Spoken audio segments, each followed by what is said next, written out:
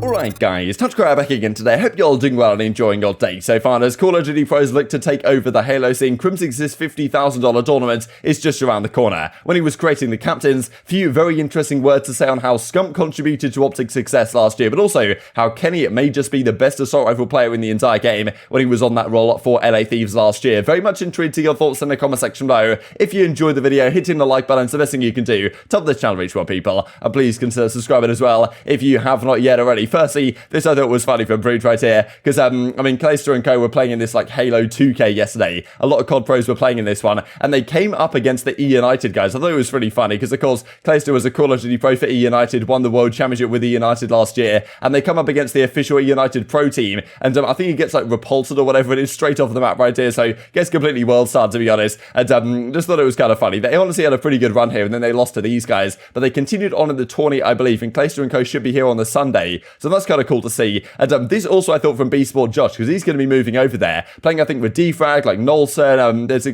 couple of other guys he's playing with on the team right now, and Shotzi kind of gets gunned here by Defrag, and like Shotzi's like, okay, this Defrag guy, like he keeps gunning my stuff, right? So I suppose that's a good teammate that Josh is picking up here. Dave, of course, also seemingly going over to this title, and I'm pretty sure they made it all the way to top 6, yeah, guaranteed top 6 in Europe. Josh, Defrag, Dave, and Nolson. So like, I'm pretty sure they're calling their team COD players or something, so they're making a bit of a run, and this was the team of Karma, Clayster, Neptune, and King J. There was some good stuff going on there last night, like Clayster, it was like 49-49 in a Slayer match, so the next kill wins, and Clayster was like, okay, I'm ego challenge, went to challenge the gunfight and managed to win it just about before Karma died, which of course would have lost them the map. So they ended up making it. They were top 32, but they beat a couple of teams I think and made it all the way to top, well, maybe top 8, top 12 or something like that through to the Sunday. So pretty cool to see that go on. And this also last night I thought was hilarious. I almost missed this tweet, so I'm glad I caught it. The G8 enforcers from the of course the Esports Awards last night, Accuracy and Slasher, just having a great time, right? I thought this is hilarious. We know that Slasher's kind of talked about the fact that maybe he's not so involved in gentlemen's agreements now as he used to be back in the day. So maybe, yeah, the Slasher World League needs to come back in force if, we're to, well, recover, I suppose, the magic of the CWL a couple of years ago. Now, this also, given Slasher was talking about it, the private match hurts in Call of Duty. Now, well, here it is in Vanguard. Now, apparently, Assault reckons that it's a 30Hz server in private matches. This has been a big discussion the last couple of years, because I'm pretty sure the first time that it was really discussed was in Infinite Warfare, when private matches, the tick rate of the servers was like 10Hz or 12Hz or something completely tragic. I think it was the same a couple of years ago as well. On the official CDL servers that the pros can practice on, at least in Modern Warfare, the tick rate was different to what they played on in regular custom games. That was like, it was just so complicated, this type of stuff, because they basically want to save, I guess they want to save money by having like lower quality servers for any custom games that people decide to play. But at the same time, it means that the pro players have to deal with a lower tick rate, which like, well, changes the perception if they're then playing on LAN and a different tick rate on proper CDL servers. So it's really difficult to say. Usually there's this guy called like Battle Nonsense or whatever that kind of does the calculations to figure out what's going on here in terms of this private match hertz. 60 is certainly like acceptable. It's not great compared to other games. Like, I mean, I think Valorant might be like 280 hertz or something. It's at least like 144 hertz over there like you get on the Counter-Strike servers, and 60 in COD is going to be like, okay, if we get 60, that's fine, but it's still not fantastic, but yeah, it's certainly good enough. But if it's 30 in this game, that's not great. That's, as Slash is saying, like, keep getting blown away sometimes on an L trigger. Kind of, well, what happens sometimes with the lower tick rates is that a number of bullets will connect all at the same time. So you just get absolutely insta-melted and incinerated, which doesn't feel quite the same on a higher tick rate. And as RC says, someone said 60, I said, nah, people slide crazy, so even that can be different on the different tick rates. I guess we'll see what happens, but,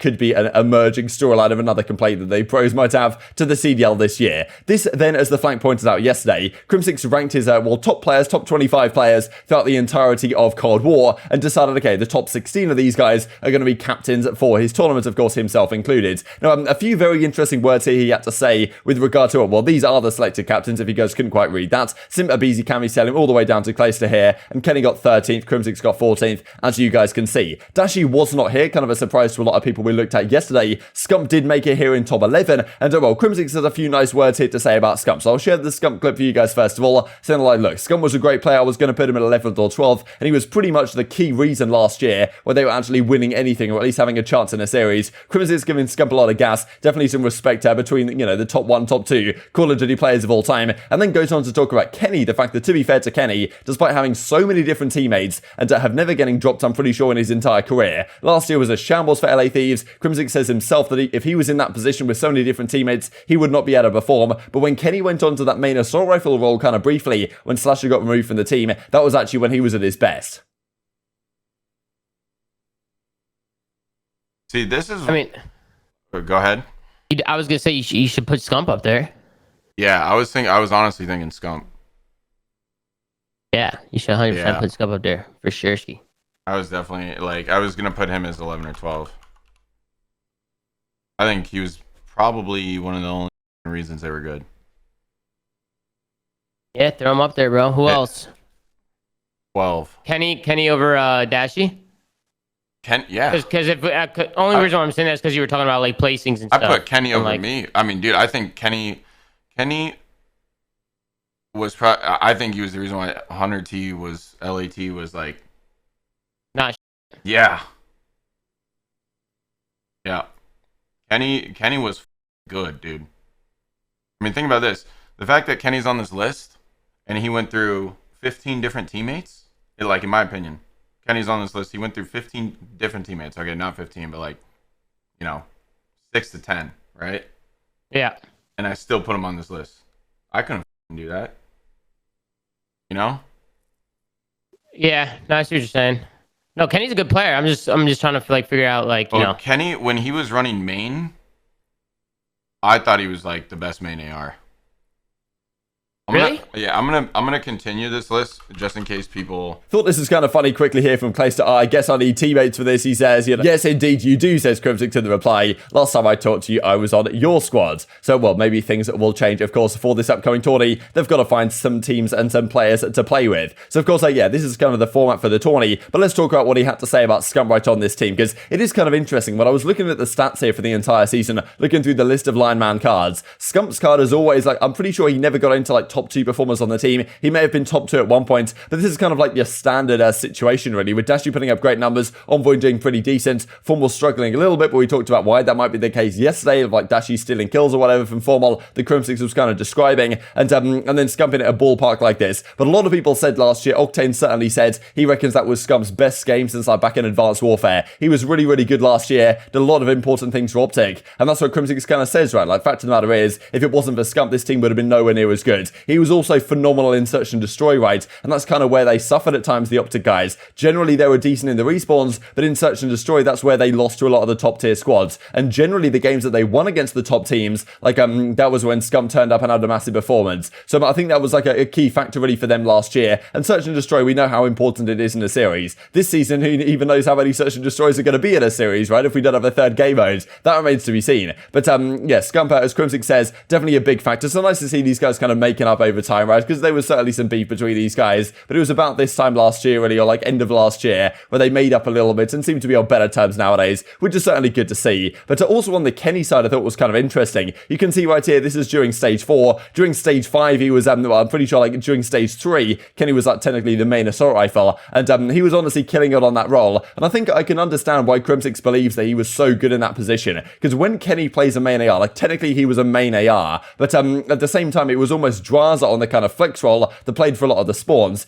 Kenny literally just used the AR and just ran around with it and got kills. And that's the thing what a lot of people say about Kenny. He's so individually talented, just give him the best gun, he'll run around and just get all the kills. And that's basically what he did when he was quote-unquote the main AR, because I think the pace he played at was not really at a pace that a lot of other main ARs were playing at. That's, I'm sure, why Crimsix liked it, because he literally just run around the map like a maniac with the assault rifle in hand and just make kills happen with the Krig. And that kind of fits to what Crimsix likes to do as well, and what he may be able to do this year. If the automaton, for example, is allowed, Crimsix could be great in that kind of flex position with Clayster on the main AR, and who really knows, right? But I thought it was interesting to see, from both sides of things, really, that Scump, a top 11 player in the game, Crimsix giving him a lot of credit, saying that he deserves to be higher rated than Crim is, and then you've got Kenny not too far behind that, just above Crimsix, is actually potentially one of the best main assault rifles in the entire game. Of course, we know Kenny for the upcoming year is going to be the flex on this team, Octane's going to be the main. Crimsix doesn't particularly rate Octane's playstyle either we've known from the last few months of the season, and Kenny's going to be in that flex position, it seems, and with, of course, Envoy and Drazah on the SMGs. But things could all certainly change. Whatever weapon happens to be the strongest, maybe Kenny is better served on that weapon,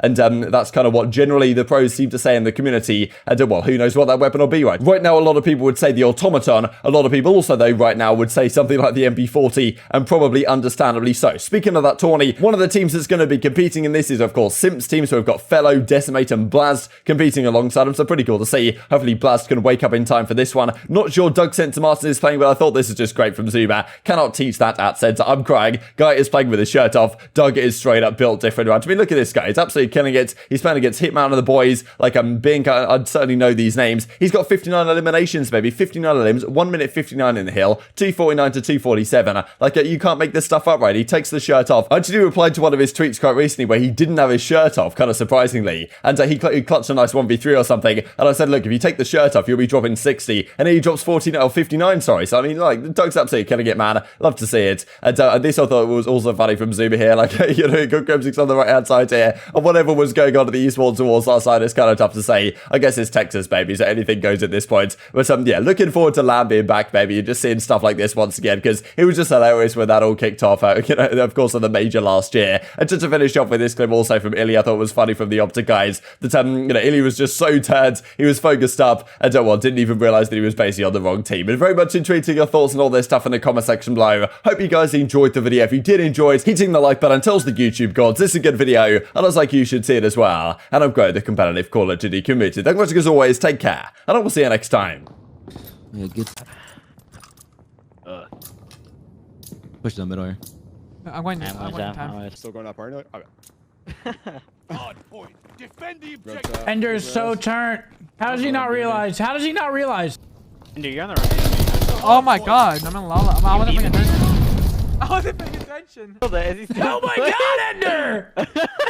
Yeah, La La Land doesn't do that. So funny. He went down her block and started challenging. Oh my god, I lagged out. This guy is in lava. That is comedy. Wait, that's what they show you. Good stuff. Nah, I wasn't looking at my screen. I was looking at something else. I'm not even kidding.